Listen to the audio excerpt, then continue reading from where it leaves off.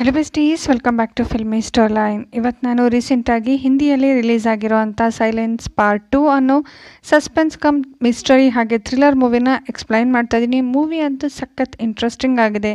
ಇದರ already part 1 ಕೂಡ explain ಮಾಡಿದ್ದೀನಿ. ಯಾರಾದರೂ ನೋಡಿಲ್ಲ ಅಂತಂದರೆ ಅದನ್ನು ವಾಚ್ ಮಾಡಿ. ಹಾಗೆ ಆ ಎಪಿಸೋಡ್ಸ್ಗೂ ಹಾಗೆ ಈ ಎಪಿಸೋಡ್ಸ್ಗೂ ಯಾವುದೇ ರೀತಿಯ ಲಿಂಕ್ ಕೂಡ ಇರೋದಿಲ್ಲ. ಇದನ್ನು ಯಾರಾದರೂ ವಾಚ್ ಮಾಡ್ತಾ ಇದ್ದರೆ ಇದು ಫ್ರೆಶ್ ಸ್ಟೋರಿ ಆಗಿರುತ್ತೆ.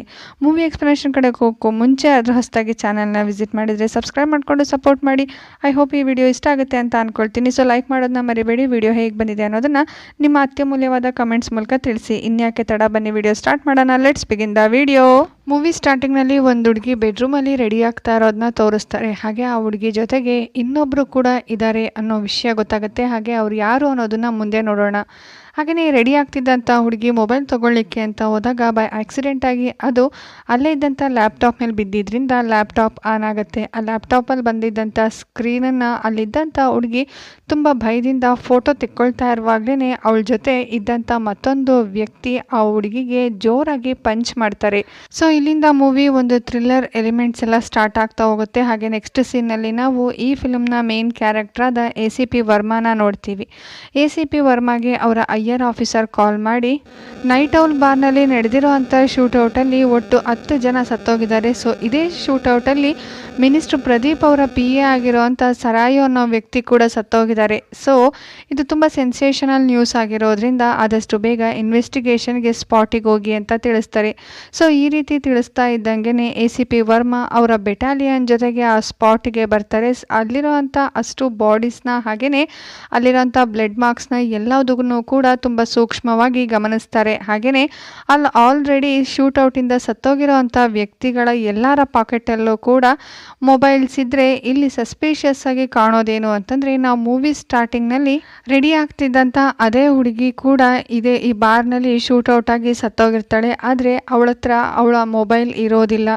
ಇದು ಹೀರೋಗೆ ಸ್ವಲ್ಪ ಕನ್ಫ್ಯೂಷನ್ ಆಗುತ್ತೆ. ಹಾಗೆಯೇ ಅಲ್ಲಿರುವಂಥ CC ಕ್ಯಾಮ್ರಾನ ಅಬ್ಸರ್ವ್ ಮಾಡ್ತಾರೆ. ಹಾಗೆಯೇ CC ಕ್ಯಾಮ್ರಾದಲ್ಲಿ ರೆಕಾರ್ಡ್ ಆಗಿರೋವಂಥ ಫುಟೇಜ್ನ ನೋಡುವಾಗ ಆಲ್ರೆಡಿ ಒಂದು ವೈಟ್ ಹುಡಿ ಹಾಕ್ಕೊಂಡಿರೋ ಅಂಥ ವ್ಯಕ್ತಿ, ಅದರ ನೆಕ್ಸ್ಟು ಬ್ಲ್ಯಾಕ್ ಹುಡಿ ಹಾಕ್ಕೊಂಡಿರೋ ಅಂಥ ವ್ಯಕ್ತಿ ಇಬ್ಬರು ಕೂಡ ಈ ಒಂದು ಬಾರ್ ಒಳಗಡೆ ಎಂಟರ್ ತಗೊಂಡಿರ್ತಾರೆ. ಆದರೆ CC ಕ್ಯಾಮ್ರಾದಲ್ಲಿ ಅವರು ಹೊರಗಡೆ ಹೋಗ್ತಾ ಇರೋ ಅಂಥ ಯಾವುದೇ ಫುಟೇಜು ಕೂಡ ಇರೋದಿಲ್ಲ. ಇದರಿಂದ ಅರ್ಥ ಆಗೋದೇನು ಅಂತಂದರೆ ಅವರಿಬ್ಬರು ಕೂಡ ಆ ಒಂದು ಬಾರ್ನ ಬ್ಯಾಕ್ ಸೈಡಿಂದ ಹೋಗಿದ್ದಾರೆ ಅನ್ನೋ ವಿಚಾರ ಗೊತ್ತಾಗತ್ತೆ.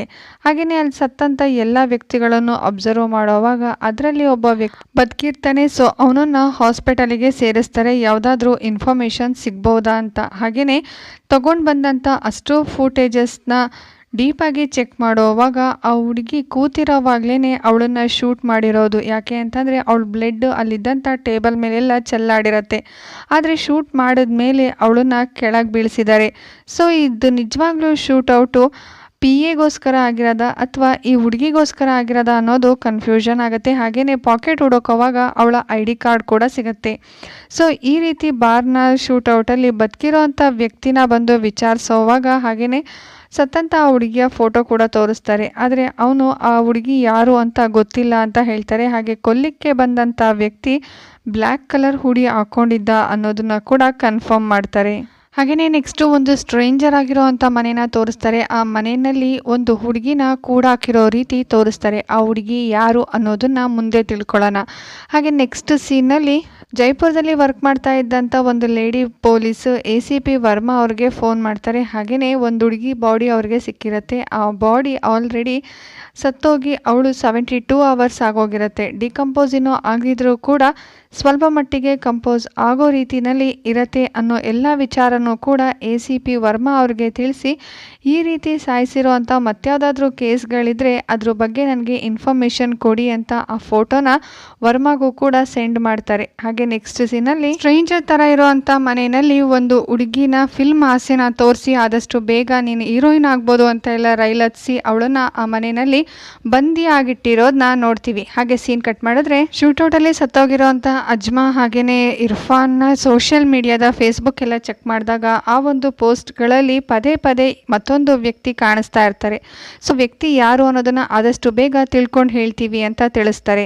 ACP ವರ್ಮಾಗೆ ಹೈಯರ್ ಆಫೀಸರ್ಸ್ ಎಲ್ಲರೂ ಕೂಡ ತುಂಬಾ ಪ್ರೆಷರ್ ಹಾಕೋದಕ್ಕೆ ಸ್ಟಾರ್ಟ್ ಮಾಡ್ತಾರೆ. ಇದೊಂದು ಮಾಮೂಲಿ ಶೂಟೌಟು, ಇನ್ನೂ ಕೂಡ ಕಂಡುಹಿಡಿಲಿಕ್ಕೆ ಆಗಲಿಲ್ವಾ ಅಂತ ಕೇಳೋವಾಗ ಇದು ಮಾಮೂಲಿ ಶೂಟೌಟ್ ಆಗೋದಕ್ಕೆ ಸಾಧ್ಯನೇ ಇಲ್ಲ ಸರ್. ಯಾಕೆ ಅಂತಂದರೆ ಈ ಶೂಟೌಟಲ್ಲಿ ಯಾವುದೇ ರೀತಿಯ ಲೋಕಲ್ ಗನ್ನನ್ನು ಕೂಡ ಯೂಸ್ ಮಾಡಿಲ್ಲ. ಯೂಸ್ ಮಾಡಿರೋ ಅಂಥದ್ದು 9mm ಗನ್. ಇದು ಭಾರಿ ರೇರ್ ಆಗಿರೋ ಅಂಥ ಗನ್ ಆಗಿರೋದ್ರಿಂದ ಇದರಲ್ಲಿ ಏನೋ ಮಿಸ್ಟೀರಿಯಸ್ ಇದೆ ಅನ್ನಿಸ್ತಾ ಇದೆ ಅಂತ ತಿಳಿಸ್ತಾರೆ. ಹಾಗೆ ನೆಕ್ಸ್ಟ್ ಸೀನಲ್ಲಿ ಫೇಸ್ಬುಕ್ಕಲ್ಲಿ ಇದ್ದಂಥ ಮತ್ತೊಂದು ವ್ಯಕ್ತಿ ಯಾರು ಅಂತ ಸರ್ಚ್ ಮಾಡೋವಾಗ ಆ ವ್ಯಕ್ತಿ ಹೆಸರು ರಿಜ್ವಾನ್ ಅಂತ ಗೊತ್ತಾಗುತ್ತೆ. ಹಾಗೆಯೇ ನೆಕ್ಸ್ಟು ಅಟಾಪ್ಸಿ ಮಾಡಿದಂಥ ಡಾಕ್ಟರ್ಗೆ ವರ್ಮಾ ಫೋನ್ ಮಾಡೋವಾಗ ಸತ್ತಿರೋಂಥ ಅಜ್ಮಾ ಮುಖದ ಮೇಲೆ ಯಾರೋ ಜೋರಾಗಿ 2 ದಿವಸದ ಮುಂಚೆ ನೀನು ಪಂಚ್ ಮಾಡಿರೋ ಹಾಗಿದೆ ಅಂತ ತಿಳಿಸ್ತಾರೆ. ಸೊ ಇದನ್ನು ತಿಳ್ಕೊಂಡಂಥ ವರ್ಮಾಗಂತೂ ಫುಲ್ ಕನ್ಫ್ಯೂಸ್ ಆಗುತ್ತೆ. ಯಾಕೆ ಅಂತಂದರೆ 2 ದಿವಸದ ಮುಂಚೆ ನೀನು ಅವಳ ಮುಖದ ಮೇಲೆ ಜೋರಾಗಿ ಪಂಚ್ ಮಾಡಿದರೆ, ಹಾಗೆಯೇ ಈಗ ತಾನೇ ಸತ್ತೋಗಿದ್ದಾಳೆ ಅಂತಂದರೆ ಸೊ ಈ ಕೇಸ್ನಲ್ಲಿ ಏನು ಬಲವಾದ ಮಿಸ್ಟೀರಿಯಸ್ ಇರೋದಕ್ಕೆ ತುಂಬಾ ಸಾಧ್ಯತೆಗಳಿವೆ ಅಂತ ಯೋಚಿಸೋದಕ್ಕೆ ಸ್ಟಾರ್ಟ್ ಮಾಡ್ತಾರೆ. ನೆಕ್ಸ್ಟ್ ಸೀನ್ನಲ್ಲಿ ನಮಗೆ ಅರ್ಜುನ್ ಅನ್ನೋ ವ್ಯಕ್ತಿನ ತೋರಿಸ್ತಾರೆ. 4 ಗೋಡೆ ಮಧ್ಯೆನೇ ಅವರು ಒಂದು ಸ್ಕಿಟ್ಟನ್ನು ತುಂಬಾ ಪ್ರೀತಿಯಿಂದ ಮಾಡಿ ತೋರಿಸಿ ಅಲ್ಲಿರೋ ಅಂಥ ಮಾಸ್ಕ್ಗಳೆಲ್ಲವೂ ಕೂಡ ಅವ್ರಿಗೋಸ್ಕರ ಕ್ಲಾಪ್ಸ್ ಮಾಡ್ತಾ ಇದೆ ಅನ್ನೋ ರೀತಿ ಇಮ್ಯಾಜಿನೇಷನ್ ಮಾಡ್ಕೊಳ್ಳಿಕ್ಕೆ ಸ್ಟಾರ್ಟ್ ಮಾಡ್ತಾರೆ. ಆಡೋ ರೀತಿ ನೋಡ್ತಾ ಇದ್ರೆ ಅವರೊಂದು ರೀತಿ ಸೈಕೋ ಅಂತ ಅನ್ನಿಸ್ತಾ ಇರುತ್ತೆ. ಅಜ್ಮಾ ಬಗ್ಗೆ ತಿಳ್ಕೊಳ್ಳಿಕ್ಕೋಸ್ಕರ ಸೋಷಿಯಲ್ ಮೀಡಿಯಾನ ಜಾಲಾಡ್ದಂಥ ACP ವರ್ಮಾ ಆ್ಯಂಡ್ ಟೀಮಿಗೆ ರಿಜ್ವಾನ್ ಎಲ್ಲಿ ವರ್ಕ್ ಮಾಡ್ತಾ ಇದ್ದಾನೆ ಅನ್ನೋದು ಗೊತ್ತಾಗಿದ್ದರಿಂದ ಅವ್ನು ವರ್ಕ್ ಮಾಡ್ತಿದ್ದಂಥ ಪ್ಲೇಸಿಗೆ ಬಂದು ವಿಚಾರಿಸೋವಾಗ ಅದರ ನಿಯರೆಸ್ಟಲ್ಲೇ ಆಜ್ಮಾ ಹಾಗೆ ಇರ್ಫಾನ್ ಅವರ ಮನೆ ಇದೆ ಅನ್ನೋ ವಿಚಾರ ಗೊತ್ತಾಗತ್ತೆ. ಸೊ ಸೀದಾ ಆಜ್ಮಾ ಮನೆಗೆ ಬಂದು ಚೆಕ್ ಮಾಡೋವಾಗ ಆ ಮನೆಯಲ್ಲಿದ್ದಂಥ ವಸ್ತುಗಳೆಲ್ಲವೂ ಕೂಡ ಚೆಲ್ಲಾಡಿದನ್ನು ನೋಡಿದಂಥ ಇವರಿಗೆ ಅರ್ಥ ಆಗೋದೇನು ಅಂತಂದರೆ ಆ ಬಾರ್ನಲ್ಲಿ ಕೊಲೆ ಮಾಡಲಿಕ್ಕೆ ಬಂದಂಥ ಕಿಲ್ಲರ್ಗೆ ಅಲ್ಲಿ ಆಜ್ಮಾ ಹತ್ರ ಸಿಗಬೇಕಾಗಿದ್ದಂಥ ಯಾವುದೋ ಒಂದು ವಸ್ತು ಸಿಗದೇ ಇದ್ದಿದ್ದರಿಂದ ಮನೆಯಲ್ಲೇ ಬಂದು ಚೆಲ್ಲಾಡಿ ಆ ವಸ್ತುನ ತೊಗೊಂಡೋಗಿದ್ದಾರೆ ಅನ್ನೋ ವಿಚಾರ ಗೊತ್ತಾಗುತ್ತೆ. ಹಾಗೆಯೇ ಫರ್ದರ್ ಇನ್ವೆಸ್ಟಿಗೇಷನ್ ಮಾಡೋವಾಗ ಅಜ್ಮಾ ಹತ್ರ ಇದ್ದಂಥ ಬ್ರ್ಯಾಂಡೆಡ್ ವಸ್ತುಗಳನ್ನೆಲ್ಲ ನೋಡಿದಂಥ ಇವರು ಅಜ್ಮಾಗೆ ಯಾವುದೋ ಒಂದು ರಿಚ್ ಬಾಯ್ ಫ್ರೆಂಡ್ ಜೊತೆಗೆ ರಿಲೇಷನ್ಶಿಪ್ ಇತ್ತು ಅಂತ ಅಂದ್ಕೊಳ್ತಾರೆ. ಹಾಗೆಯೇ ಅವ್ರ ಮನೆಯಲ್ಲಿ ಡಾಕ್ಟರ್ ಸೈಫುದ್ದೀನ್ ಅನ್ನೋರ ಪ್ರಿಸ್ಕ್ರಿಪ್ಷನ್ ಇರುತ್ತೆ. ಹಾಗೆಯೇ ಅಜ್ಮಾ ಅವಳ ಊರಾದ ಭೂಪಾಲ್ಗೆ ಕಳಿಸಿರೋ ಅಂತ ಒಂದು ಕೊರಿಯರ್ ರಿಸಿಪ್ಟ್ ಇರುತ್ತೆ. ಸೊ ಡಾಕ್ಟರ್ ಹತ್ರ ಹೋಗಿ ವಿಚಾರಿಸೋವಾಗ ಸ್ಟಾರ್ಟಿಂಗಲ್ಲಿ ಡಾಕ್ಟರ್ಗೆ ಅಜ್ಮಾ ಹಾಗೆಯೇ ಇರ್ಫಾನ್ ಸತ್ತೋಗಿರೋ ಅಂಥ ವಿಚಾರ ಹೇಳಿದ್ರಿಂದ ಅವರು ಕೂಡ ತುಂಬ ಬೇಜಾರು ಮಾಡ್ಕೊಳ್ತಾರೆ. ಹಾಗೆಯೇ ಅಲ್ಲಿ ಅವಳ ಮುಖದ ಮೇಲೆ ಪಂಚ್ ಬಿದ್ದಿದ್ರಿಂದ ಅದ್ರ ಟ್ರೀಟ್ಮೆಂಟ್ಗೋಸ್ಕರ ಅಲ್ಲಿ ಬಂದಿದ್ಲು ಅನ್ನೋ ವಿಚಾರ ಗೊತ್ತಾಗುತ್ತೆ. ಹಾಗೆಯೇ ರಿಜ್ವಾನ್ ಬಗ್ಗೆ ವಿಚಾರಿಸೋವಾಗ ರಿಜ್ವಾನ್ ಊರಿಗೆ ಹೋಗಿದ್ದಾನೆ ಅನ್ನೋದನ್ನ ತಿಳಿಸ್ತಾರೆ. ಹಾಗೆಯೇ ಇನ್ಸ್ಪೆಕ್ಟರ್ ಭಾಟಿಯಾ ಅವ್ರಿಗೆ ಅವರ ಒಂದು ವಿಸಿಟಿಂಗ್ ಕಾರ್ಡ್ ಕೊಟ್ಟು ರಿಜ್ವಾನ್ ಬಂದ ಕೂಡಲೇ ಇನ್ಫಾರ್ಮ್ ಮಾಡಿ ಅಂತ ಹೇಳಿ ಅಲ್ಲಿಂದ ಹೊರಡ್ತಾರೆ. ನೆಕ್ಸ್ಟ್ ಡೇನೇ ಅಜ್ಮಾನ ಊರಾಗಿರುವಂಥ ಭೋಪಾಲ್ಗೆ ಬರ್ತಾರೆ. ಇನ್ನೂ ಕೂಡ ಅವರ ಅಮ್ಮನಿಗೆ ಯಾವುದೇ ವಿಚಾರನೂ ಕೂಡ ಗೊತ್ತಾಗಿರೋದಿಲ್ಲ. ಅಜ್ಮಾ ಸತ್ತೋಗಿರೋವಂಥ ವಿಚಾರ ತಿಳಿಸ್ತಾ ಇದ್ದಂಗೆ ಅವರಮ್ಮ ತುಂಬಾ ಬೇಜಾರು ಮಾಡಿಕೊಂಡು ಅಳೋದಕ್ಕೆ ಸ್ಟಾರ್ಟ್ ಮಾಡ್ತಾರೆ. ಹಾಗೆಯೇ ಅವ್ರ ಮನೆಗೆ ಬಂದಂಥ ಕೊರಿಯರ್ನ ಯಾರು ಕೂಡ ಇನ್ನೂ ಚೆಕ್ ಮಾಡಿರೋದಿಲ್ಲ. ಇವ್ರಿಗೆ ಆ ಒಂದು ಕೊರಿಯರ್ ಸಿಗುತ್ತೆ. ಆ ಕೊರಿಯರಲ್ಲಿ ಏನಿದೆ ಅಂತ ನೋಡೋವಾಗ ಅದರಲ್ಲಿ ಒಂದು ಪೆನ್ ಡ್ರೈವ್ ಇರುತ್ತೆ. ಆ ಪೆನ್ ಡ್ರೈವ್ನ ಚೆಕ್ ಮಾಡೋವಾಗ ಆಲ್ರೆಡಿ ಜೈಪುರ್ನ ಇನ್ಸ್ಪೆಕ್ಟರು ACP ವಿಕ್ರಮ್ ಅವ್ರಿಗೆ ಒಂದು ಹುಡುಗಿಯ ಸಾವಿನ ಫೋಟೋನ ಕಳಿಸಿರ್ತಾರೆ. ಅದೇ ಫೋಟೋ ಈಗಲೂ ಕೂಡ ಅಜ್ಮಾ ಕಳಿಸ್ತಂಥ ಪೆನ್ ಡ್ರೈವ್ನಲ್ಲಿ ಇರತ್ತೆ. ಸೊ ಇದನ್ನು ನೋಡಿದಂಥ ಇವರಿಬ್ರಿಗೂ ಕೂಡ ಶಾಕ್ ಆಗತ್ತೆ. ಭೂಪಾಲಿಂದ ಹೊರಟಂಥ ACP ವರ್ಮಾ ಹಾಗೆ ಭಾಟಿಯಾಗೆ ಕಾಲ್ ಮಾಡಿದಂಥ ಡಾಕ್ಟರ್ ಸೈಫುದ್ದೀನು ಈಗ ರಿಜ್ವಾನ್ ಅವ್ರ ಕ್ಲಿನಿಕ್ಕಿಗೆ ಬಂದಿರೋದಾಗಿ ತಿಳಿಸ್ತಾರೆ. ಹಾಗೆಯೇ ರಿಜ್ವಾನ್ನ ವಿಚಾರಣೆ ಮಾಡೋವಾಗ ಈ ಶೂಟೌಟ್ಗೂ ಅವನಿಗೂ ಯಾವುದೇ ಸಂಬಂಧ ಇಲ್ಲ ಅಂತ ಹೇಳ್ತಾನೆ. ಹಾಗೆಯೇ ತನ್ನ ಫ್ರೆಂಡ್ಸ್ ಇಬ್ಬರ ಸಾವಾಗಿರೋದ್ರಿಂದನೂ ಕೂಡ ತುಂಬಾ ದುಃಖ ಪಡ್ತಾನೆ. ಆವತ್ತಿನ ದಿವಸ ನಾನು ಊರಿನಲ್ಲಿ ಇರಲೇ ಇಲ್ಲ, 4 ಗಂಟೆ ಅಷ್ಟರೊಳಗಾಗಲೇ ನಾನು ಊರಿಗೆ ಹೊರಟೋಗಿದ್ದೆ ಅಂತ ಹೇಳ್ತಾರೆ. ಸೊ ಟ್ರೈನ್ ಟಿಕೆಟ್ ಕೇಳಿದ್ದಕ್ಕೆ ಎಲ್ಲದನ್ನು ಕೂಡ ಪ್ರೂಫ್ ಸಮೇತ ಇನ್ಸ್ಪೆಕ್ಟರ್ ವರ್ಮಾಗೆ ಕೊಡ್ತಾನೆ. ಸೊ ಇದನ್ನೆಲ್ಲ ನೋಡ್ತಿದ್ದಂಥ ಇವರಿಬ್ಬರು ಕೂಡ ಅವನನ್ನು ಸ್ವಲ್ಪ ಮಟ್ಟಿಗೆ ಟ್ರಸ್ಟ್ ಮಾಡಿ ಅಲ್ಲಿಂದ ಕಳಿಸ್ತಾರೆ. ಹಾಗೆ ನೆಕ್ಸ್ಟ್ ಸೀನಲ್ಲಿ ಜೈಪುರ್ನ ಜಯ ಅನ್ನೋ ಲೇಡಿ ಇನ್ಸ್ಪೆಕ್ಟರ್ ಹತ್ರ ಈಗ ಆಲ್ರೆಡಿ ಮರ್ಡರ್ ಆಗಿರೋ ಅಂಥ ಹುಡುಗಿ ಬಗ್ಗೆ ವಿಡಿಯೋ ಕಾಲ್ ಮುಖಾಂತರ ವಿಚಾರಣೆ ಮಾಡುವಾಗ ಅವಳ ಹೆಸರು ತಾರಾ ಅನ್ನೋದು ಗೊತ್ತಾಗುತ್ತೆ. ಹಾಗೆಯೇ ಅವಳು ಮುಂಬೈಯಿಂದ ಜೈಪುರಕ್ಕೆ 10 ದಿವಸದ ಮಟ್ಟಿಗೆ ಬಂದಿದ್ಲು ಅನ್ನೋ ವಿಚಾರ ಕೂಡ ಗೊತ್ತಾಗುತ್ತೆ. ಹಾಗೆಯೇ ಲೆಫ್ಟ್ ಸೈಡ್ನ ಫೋಟೋ ನೋಡುವಾಗ ಅವಳ ನೆಕ್ ಮೇಲೆ ಯಾರೋ ಪ್ರೆಸ್ ಮಾಡಿದ್ರಿಂದ ಆ ಒಂದು ಪ್ರೆಸ್ನ ಮುಚ್ಚಿಡೋದಕ್ಕೋಸ್ಕರ ಅವಳನ್ನು ಶೂಟ್ ಮಾಡಿರೋದಾಗಿ ಗೊತ್ತಾಗುತ್ತೆ. ಸೊ ತಾರಾ ಸಾಯೋದಕ್ಕೂ ಮುಂಚೆ ಅವಳ ಮೇಲೆ ಸೆಕ್ಷುವಲ್ ಆಕ್ಟಿವಿಟೀಸ್ ಆಗಿದೆ ಅನ್ನೋ ವಿಚಾರ ಗೊತ್ತಾಗುತ್ತೆ. ಹಾಗೆಯೇ ಅಜ್ಮಾ ಸಾಯೋದಕ್ಕೂ ಮುಂಚೆ ತಾರಾದ ಫೋಟೋ ಕ್ಲಿಕ್ ಮಾಡಿರೋದ್ರಿಂದ ಅಜ್ಮಾ ಜೊತೆ ಇದ್ದಂಥ ವ್ಯಕ್ತಿನೇ ತಾರನು ಸಾಯಿಸಿದ್ದಾನೆ. ಅದಾದ್ಮೇಲೆ ಅಜ್ಮನಿಗೆ ವಿಷಯ ಗೊತ್ತಾಗಿದ್ರಿಂದ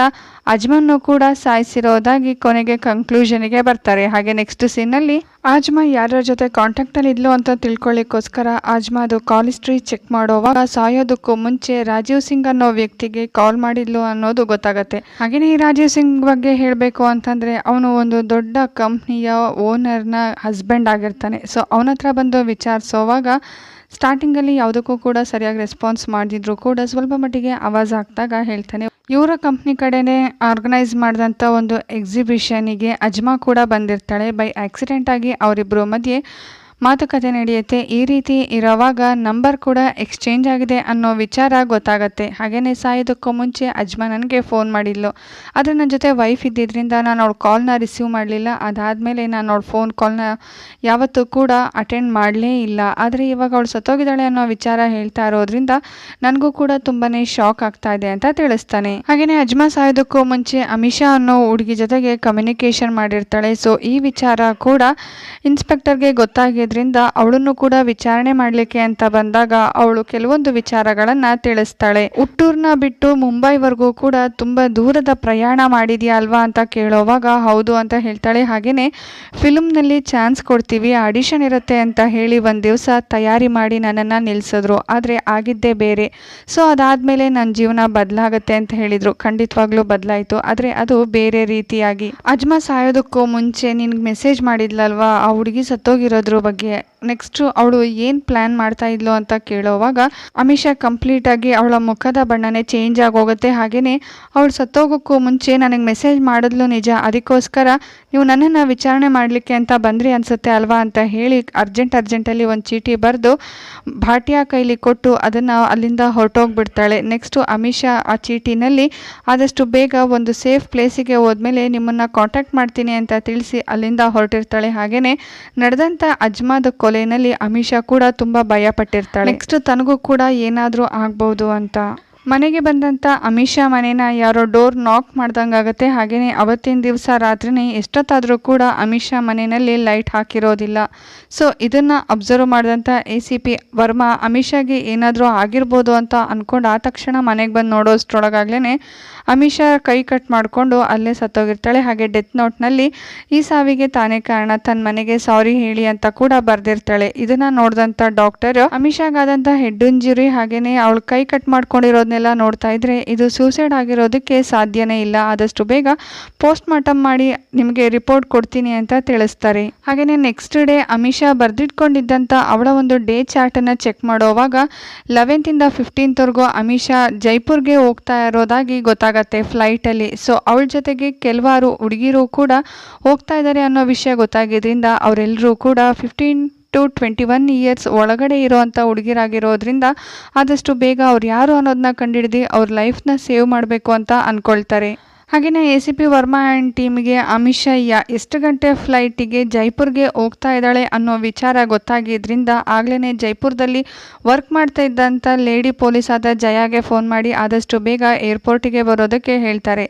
ಏರ್ಪೋರ್ಟಲ್ಲಿ ಇನ್ಸ್ಪೆಕ್ಟರ್ ಜಯ ಅಷ್ಟು ಚೆಕ್ ಮಾಡಿದ್ರು ಕೂಡ ಯಾವುದು ಕೂಡ ಅವ್ರಿಗೆ ಕ್ಲೂ ಸಿಗೋದಿಲ್ಲ. ಹಾಗೆ ಈ ಕಡೆ ಆ ಹುಡುಗಿರಿಗೋಸ್ಕರ ವೆಯ್ಟ್ ಮಾಡ್ತಾ ಇರೋವಂಥ ಬ್ಯಾಚುಲರ್ ಪಾರ್ಟಿ ಸೆಲೆಬ್ರೇಟ್ ಮಾಡ್ಕೊಳ್ತಾ ಇರೋವಂಥ ಹುಡುಗರನ್ನ ತೋರಿಸ್ತಾರೆ.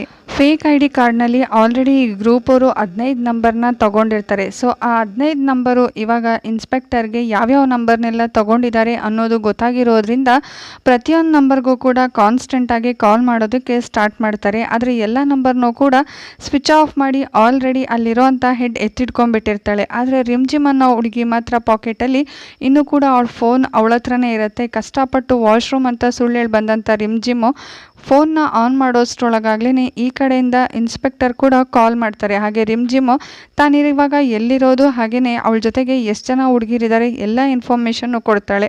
ಆಗ್ಲೇ ACP ವರ್ಮಾಗೆ ಕಾಲ್ ಮಾಡಿದಂಥ ಇನ್ಸ್ಪೆಕ್ಟರು ರಿಮ್ಜಿಮ್ ಅನ್ನೋ ಹುಡುಗಿ ಕಾಲ್ ಮಾಡಿದ್ದಾಳೆ, ಆದಷ್ಟು ಬೇಗ ಅವ್ರನ್ನೆಲ್ಲರನ್ನು ಕೂಡ ಸೇವ್ ಮಾಡಬೇಕು ಅಂತ ತಿಳಿಸ್ತಾರೆ. ಹಾಗೆಯೇ ಫೋನ್ ಆಲ್ರೆಡಿ ಬಂದಿರೋದ್ರಿಂದ GPS ಟ್ರ್ಯಾಕ್ ಮಾಡೋದಕ್ಕೆ ಸ್ಟಾರ್ಟ್ ಮಾಡ್ತಾರೆ. ಪೊಲೀಸ್ನವರು ಕೂಡ ಈ ಒಂದು ಕೇಸ್ನಲ್ಲಿ ತ್ವರಿತಗತಿಯಲ್ಲಿ ಕೆಲಸ ಮಾಡೋದಕ್ಕೆ ಸ್ಟಾರ್ಟ್ ಮಾಡ್ತಾರೆ. ಅಷ್ಟರೊಳಗಾಗ್ಲೇ ಕರ್ಕೊಬಂದಂಥ ಪ್ರತಿಯೊಂದು ಹುಡುಗಿರಿಗೂ ಕೂಡ ಸಪ್ರೇಟ್ ರೂಮ್ ಕೊಡ್ತಾರೆ. ಹಾಗೆಯೇ ಆಡಿಷನ್ನಿಗೆ ಬರ್ತಾರೆ, ನೀವೆಲ್ಲರೂ ಕೂಡ ಚೆನ್ನಾಗಿ ರೆಡಿ ಆಗಿ ಅಂತ ಹೇಳಿ ಕಳಿಸ್ತಾರೆ. ಸೊ ಪೊಲೀಸ್ನವರು ಕೂಡ ಅವ್ರು ಯಾವ ಲಾಡ್ಜಲ್ಲಿ ಇರ್ಬೋದು ಅಂತ ಹುಡುಕೋವಾಗ್ಲೇ ಇಲ್ಲಿ ಯಾವುದೇ ಲಾಡ್ಜು ಕೂಡ ಮುಂದೆ ಬರೋದಿಲ್ಲ. ಇಲ್ಲಿರೋದೆಲ್ಲ ಇನ್ನು ವಿಲ್ಲಾ ಅನ್ನೋ ವಿಷಯ ಗೊತ್ತಾಗುತ್ತೆ. ಸೊ ಅದೇ ಯಾವುದಾದ್ರೂ ವಿಲ್ಲಾನಲ್ಲಿ ಅವರೆಲ್ಲರೂ ಕೂಡ ಸೇರ್ಕೊಂಡಿರ್ಬೋದು ಅಂತ ಪೊಲೀಸ್ನವರು ಬರೋಷ್ಟರೊಳಗಾಗ್ಲೇ ಈ ಪ್ರತಿಯೊಂದು ಹುಡುಗಿರು ಕೂಡ ಕಿರ್ಚಾಡೋದಕ್ಕೆ ಸ್ಟಾರ್ಟ್ ಮಾಡಿರ್ತಾರೆ. ಅಷ್ಟರೊಳಗಡೆ ಬಂದಂಥ ಪೊಲೀಸರು ಆ ಹುಡುಗಿರನ್ನ ಎಲ್ಲರನ್ನೂ ಕೂಡ ಸೇವ್ ಮಾಡ್ತಾರೆ. ಹಾಗೆಯೇ ಈ ಎಲ್ಲ ಕಾರಣಗಳಿಗೂ ಕಾರಣಕರ್ತನಾಗಿರೋ ಅಂಥ ಗೌರವ್ನ ಅರೆಸ್ಟ್ ಮಾಡಿಕೊಂಡು ವಿಚಾರಿಸೋವಾಗ ಗೌರವ್ ಹೇಳ್ತಾನೆ, ಇದೆಲ್ಲದಕ್ಕೂ ಕೂಡ ನಾನು ಮಾತ್ರ ಕಾರಣ ಅಲ್ಲ, ಅರ್ಜುನ್ ಚೌಹಾನ್ ಅನ್ನೋ ವ್ಯಕ್ತಿ ಕಾರಣ ಅಂತ. ಹಾಗೆಯೇ ಇವರೆಲ್ಲರೂ ಕೂಡ ಸಿಗಾಕೊಳ್ಳೋದಕ್ಕೂ ಮುಂಚೆ ಗೌರವ್ ಅರ್ಜುನ್ ಚೌಹಾನ್ ಅನ್ನೋ ವ್ಯಕ್ತಿಗೆ ಕಾಲ್ ಮಾಡಿದ್ರಿಂದ ಅರ್ಜುನ್ ಚೌಹಾನು ಕೂಡ ಜೈಪುರದಲ್ಲೇ ಇರ್ತಾರೆ. ಸೊ ಅವನು ಕಷ್ಟಪಟ್ಟು ಇಲ್ಲಿಂದ ತಪ್ಪಿಸ್ಕೊಂಡು ಹೊರಟೋಗ್ಬಿಡ್ತಾನೆ. ಆದರೆ ಗೌರವ್ ಸಿಗಾಕೊಂಡಂಥ ಗೌರವ್ ಅರ್ಜುನ್ ಚೌಹಾನ್ನ ಹೆಸರು ಹೇಳ್ತಾನೆ. ಹಾಗೆಯೇ ಗೌರವ್ ಹೇಳಿರೋ ಪ್ರಕಾರ ಅರ್ಜುನ್ ಚೌಹಾನ್ ಹೇಗಿರ್ಬೋದು ಅಂತ ಒಂದು ಪಿಕ್ಚರ್ ಬಿಡಿಸಿ ಅದನ್ನು ಪ್ರತಿಯೊಂದು ಕಡೆನೂ ಕೂಡ ಅಂಟಿಸ್ತಾರೆ. ಆದಷ್ಟು ಬೇಗ ಅರ್ಜುನ್ ಚೌಹಾನ್ನ ಯಾರಾದರೂ ಕಂಡಿಡಿದು ತಿಳಿಸ್ಲಿ ಅಂತ. ಹಾಗೆಯೇ ಗೌರವ್ ಕೊಟ್ಟಂಥ ಇನ್ಫಾರ್ಮೇಷನಿಂದ ತಾರಾನ ಎಷ್ಟು ಬ್ರೂಟಲ್ ಆಗಿ ಒಂದು ವ್ಯಕ್ತಿ ಕೊಂದ ಅನ್ನೋದು ಗೊತ್ತಾಗುತ್ತೆ. ಆ ವ್ಯಕ್ತಿಗೆ ಯಾವಾಗಲೂ ಕೂಡ ತಾರಾನೇ ಬೇಕಾಗಿರುತ್ತೆ. ಆದರೆ ಅವ್ನು ನಡೆಸಿದಂಥ ಒಂದು ಕೃತ್ಯ ತುಂಬಾ ಬ್ರೂಟಲ್ ಆಗಿರುತ್ತೆ. ಸೊ ಈ ವಿಷಯ ತಿಳ್ಕೊಂಡಂಥ ACP ವರ್ಮಾಗಂತೂ ಇಂಥ ಹೀನಾಯವಾದ ಕೃತ್ಯನ ಮಾಡಿ ಹೋದಂಥ ವ್ಯಕ್ತಿನ ನೀನು ಸೇಫ್ ಮಾಡ್ತಿದ್ಯಾ ಅಂತ ಹೇಳಿ ಗೌರವ್ಗೆ ಸಖತ್ತಾಗಿ ಹೊಡಿತಾರೆ. ಹಾಗೆಯೇ ಸೇಫ್ ಮಾಡಿದಂಥ ಅಷ್ಟು ಹುಡುಗಿರ್ನೂ ಕೂಡ ಅವರ ಪ್ಲೇಸಿಗೆ ಕರ್ಕೊಂಬರ್ತಾರೆ. ಹಾಗೆ ನೆಕ್ಸ್ಟ್ ಸೀನಲ್ಲಿ ಅಜ್ಮಾ ಹಾಗೆ ಇರ್ಫಾನ್ನ ಫ್ರೆಂಡ್ ಆಗಿರೋ ಅಂಥ ರಿಜ್ವಾನ್ನ ಇನ್ನೊಂದು ಸಲ ಕ್ರಾಸ್ ಚೆಕ್ ಮಾಡೋವಾಗ ಅವ್ನ ಟಿಕೆಟ್ನ ಎಲ್ಲದನ್ನು ಕೂಡ ಕ್ರಾಸ್ ಚೆಕ್ ಮಾಡ್ತಾರೆ. ಆಗ ಗೊತ್ತಾಗುತ್ತೆ ರಿಜ್ವಾನ್ 4ನೇ ತಾರೀಕು ಹೋಗೇ ಇಲ್ಲ, ಅವ್ನು ಹೋಗಿದ್ದು 5ನೇ ತಾರೀಕು. ಆ ಟಿಕೆಟನ್ನೇ ನಮಗೆ ಕೊಟ್ಟು ಯಾಮಾರಿಸ್ತಾ ಇದ್ದಾನೆ ಅಂತ. ಈ ರೀತಿ ವಿಚಾರ ಗೊತ್ತಾಗ್ತಾ ಇದ್ದಂಗೆ ACP ವರ್ಮಾ ಪುನಃ ಇನ್ನೊಂದು ಸಲ ರಿಜ್ವಾನನ್ನು ಅರೆಸ್ಟ್ ಮಾಡಲಿಕ್ಕೆ ಅಂತ ಬಂದಾಗ ರಿಜ್ವಾನ್ ಕೂಡ ಇವರಿಂದ ತಪ್ಪಿಸ್ಕೊಂಡು ಹೋಗಲಿಕ್ಕೆ ತುಂಬಾ ಟ್ರೈ ಮಾಡ್ತಾನೆ. ಸೊ ಫೈನಲಿ ಅವನನ್ನು ಅರೆಸ್ಟ್ ಮಾಡ್ಕೊಂಡು ಕರ್ಕೊಂಡು ಬಂದು ಕ್ರಾಸ್ ಕ್ವಶನ್ಸ್ ಹಾಕೋವಾಗ ರಿಜ್ವಾನ್ ಹೇಳೋದೇನು ಅಂತಂದರೆ, ನಾವೇನು ಮೂವಿ ಸ್ಟಾರ್ಟಿಂಗ್ನಲ್ಲಿ ಅಜ್ಮಾ ಒಂದು ಫೋಟೋನ ಕ್ಲಿಕ್ ಮಾಡ್ಕೊಂಡಿದ್ಲೋ ಆ ವ್ಯಕ್ತಿ ಅಜ್ಮಾಗೆ ಒಂದು ಪಂಚ್ ಕೊಟ್ಟು ಅಲ್ಲಿಂದ ಕಳಿಸಿರ್ತಾರೆ. ಹಾಗೆಯೇ ಅಜ್ಮಾಗೆ ಈ ವಿಷಯನ ಯಾರ ಹತ್ರನೂ ಹೇಳಬೇಡ ಅಂತ ಹೇಳಿ 10,000 ರೂಪಾಯಿ ಕೂಡ ಕೊಟ್ಟು ಕಳಿಸಿರ್ತಾರೆ. ಆದರೆ ಅಜ್ಮಾ ಚಿನ್ನದ ಮೊಟ್ಟೆ ಇಡೋ ಅಂಥ ಕೋಳಿ ಹೊಟ್ಟೆ ಸಮೇತ ಕುಯ್ಕೊಂಡು ತಿನ್ನೋಣ ಅಂತ ಡಿಸೈಡ್ ಮಾಡಿದಂಥವಳು ಲೈಫಲ್ಲಿ ಸೆಟಲ್ ಆಗ್ಬೋದಲ್ಲ ಅಂತ ಬ್ಲ್ಯಾಕ್ ಮೇಲ್ ಮಾಡೋದಕ್ಕೆ ಸ್ಟಾರ್ಟ್ ಮಾಡ್ತಾಳೆ. ಇದರಿಂದ ಊರಿಗೆ ಹೋಗಲಿಕ್ಕೆ ಅಂತ ಇದ್ದಂಥ ಇರ್ಫಾನನ್ನು ಕರೆಸಿ ಇರ್ಫಾನ್, ಅಜ್ಮಾ ಹಾಗೆ ರಿಜ್ವಾನ್ 3 ಜನ ಕೂಡ ನೈಟ್ ಓಲ್ ಬಾರ್ನಲ್ಲಿ ಮೀಟ್ ಮಾಡ್ತಾರೆ. ಆದರೆ ಆ ಬಾರ್ನಲ್ಲಿ ಇವ್ರನ್ನೇ ಮೀಟ್ ಮಾಡೋಕ್ಕೆ ಬಂದಿರೋದು ಅಂತ ಇರ್ಫಾನಿಗೂ ಕೂಡ ಗೊತ್ತಿರೋದಿಲ್ಲ. ಇವರೆಲ್ಲರೂ ಕೂಡ ಡಿಸ್ಕಸ್ ಮಾಡ್ತಾ ಇರುವಾಗಲೇ ಬಂದಂಥ ಅರ್ಜುನ್ ಅಲ್ಲಿರೋ ಅಂಥ ಎಲ್ಲರನ್ನೂ ಕೂಡ ಶೂಟ್ ಮಾಡಿ ಸಾಯಿಸ್ತಾನೆ. ಹಾಗೆಯೇ ಅಜ್ಮನ್ನು ಕೂಡ ಶೂಟ್ ಮಾಡಿ ಅವಳ ಹತ್ರ ಮೊಬೈಲ್ ಇರ್ಬೋದಾ ಅಂತ ಚೆಕ್ ಮಾಡ್ತಾನೆ. ಆದರೆ ಅವಳ ಹತ್ರ ಮೊಬೈಲ್ ಇಲ್ಲದೆ ಇರೋದನ್ನು ಅಬ್ಸರ್ವ್ ಮಾಡಿ ಇರ್ಫಾನನ್ನು ಆ ಪ್ಲೇಸಿಂದ ಬ್ಯಾಕ್ ಡೋರಿಂದ ಕರ್ಕೊಂಡು ಹೊರಟೋಗ್ತಾನೆ. ಇಲ್ಲಿ ಅರ್ಜುನ್ ಇರ್ಫಾನನ್ನು ಯಾಕೆ ಸಾಯಿಸೋದಿಲ್ಲ ಅಂತಂದರೆ ಎಲ್ಲ ಕೆಲಸಗಳಿಗೂ ಕೂಡ ಇರ್ಫಾನೇ ಸಾರಥಿ ಥರ ಕೆಲಸ ಮಾಡ್ತಾ ಇರ್ತಾನೆ. ಪ್ರತಿಯೊಬ್ಬರಿಗೂ ಪೇಮೆಂಟ್ ಮಾಡೋದಾಗಿರ್ಬೋದು ಎಲ್ಲವುದು ಕೂಡ ಅದಕ್ಕೋಸ್ಕರ ಇರ್ಫಾನನ್ನು ಸಾಯಿಸ್ದೇ ಜೀವಂತವಾಗಿ ಅರ್ಜುನ್ ಬಿಟ್ಟಿರ್ತಾನೆ. ಇಫ್ ಇನ್ ಕೇಸ್ ನಿನಗೇನಾದರೂ ಜಾಸ್ತಿ ಅಮೌಂಟ್ ಬೇಕು ಅಂದರೆ ಎಲ್ಲೋ ಕಲೆಕ್ಟ್ ಮಾಡ್ಕೊಳ್ತೀಯಾ ಅಂತ ಕೇಳೋವಾಗ AC artefact company, so address ಹೇಳು ಅಂತ ಹೇಳಿದಾಗ ಆ ಅಡ್ರೆಸ್ ಬೇರೆ ಯಾವುದೂ ಆಗಿರೋದಿಲ್ಲ, ಅದು ರಾಜೀವ್ ಸಿಂಗ್ನ ಕಂಪನಿಯ ಅಡ್ರೆಸ್ಸೇ ಆಗಿರುತ್ತೆ. ಬಂದಂಥ ACP ವರ್ಮಾ ರಾಜೀವ್ ಸಿಂಗನ್ನು ಹಿಡಿದು ಅರ್ಜುನ್ ಯಾರು ಅಂತ ಕೇಳೋವಾಗ ಅರ್ಜುನ್ ನನ್ನ ವೈಫ್ನ ತಮ್ಮ ಅಂತ ಹೇಳ್ತಾರೆ. ಸೊ ನಡೆದಂಥ ಅಷ್ಟೋ ಕೃತ್ಯಗಳಿಗೂ ಕೂಡ ಅರ್ಜುನ್ನೇ ಸೂತ್ರಧಾರಿ ಅಂದ್ಕೊಂಡಂಥ ACP ವರ್ಮಾ ಅರ್ಜುನನ್ನು ಅರೆಸ್ಟ್ ಮಾಡಿಕೊಂಡು ಕರ್ಕೊಂಡು ಹೋಗ್ತಾರೆ. ಅರ್ಜುನ್ ಈ ಕೊಲೆಗಳಿಗೂ ನನಗೂ ಯಾವುದೇ ಸಂಬಂಧನೂ ಕೂಡ ಇಲ್ಲ ಅಂತ ಎಷ್ಟು ಬಡ್ಕೊಳ್ತಿದ್ರು ಕೂಡ ಅದನ್ನು ಯಾರೂ ಕೇಳೋದೇ ಇಲ್ಲ. ಹಾಗೆಯೇ ಅರ್ಜುನನ್ನು ಅರೆಸ್ಟ್ ಮಾಡಿಕೊಂಡು ಕರ್ಕೊಂಡು ಹೋಗಿ ಅಂತೂ ಕೇಸ್ ಮುಗಿತು ಅಂತ ಡಿಸ್ಕಸ್ ಮಾಡೋವಾಗ ಇಲ್ಲಿ ರಿವೀಲ್ ಆಗುವಂಥ ಮತ್ತೊಂದು ಬಿಗ್ ಟ್ವಿಸ್ಟ್ ಏನು ಅಂತಂದರೆ, ಅರ್ಜುನ್ PAನ ವಿಚಾರಿಸೋವಾಗ ಅರ್ಜುನ್ ಈ ಕಂಪನಿ ಬಿಟ್ಟು ಆಚೆ ಎಲ್ಲೂ ಹೋಗೇ ಇಲ್ಲ ಅನ್ನೋ ವಿಚಾರ ಗೊತ್ತಾಗತ್ತೆ. ಸೊ ಇದನ್ನೆಲ್ಲ ಯೋಚನೆ ಮಾಡಿದಂಥ ACP ವರ್ಮಾ ಪುನಃ ಈ ಒಂದು ಕಂಪ್ನಿಗೆ ಬಂದು ಅರ್ಜುನನ ಅಕ್ಕ ಆಗಿರೋ ಅಂಥ ಆರ್ತಿನ ವಿಚಾರಣೆ ಮಾಡೋದಕ್ಕೆ ಸ್ಟಾರ್ಟ್ ಮಾಡ್ತಾರೆ. ಹಾಗೆಯೇ ಆರ್ತಿ ಜೈಪುರ್ಗೆ ಹೋಗಿರೋ ಅಂಥ ಅಷ್ಟು ಎವಿಡೆನ್ಸ್ ಕೂಡ ಇವ್ರ ಹತ್ರ ಇರುತ್ತೆ. ಹಾಗೆಯೇ ಅಮಿಷಾ ಸತ್ತಂಥ ಟೈಮ್ನಲ್ಲಿ ಅವಳ ಕೈನಲ್ಲಿದ್ದಂಥ ಒಂದು ಹೇರ್ನ DNA ಟೆಸ್ಟ್ ಮಾಡಿದಾಗ ಅದು ಆರತಿಯ ಹೇರ್ಗೆ ಮ್ಯಾಚ್ ಆಗುತ್ತೆ ಅನ್ನೋ ವಿಷಯ ಕೂಡ ಇವ್ರಿಗೆ ಗೊತ್ತಾಗಿರುತ್ತೆ.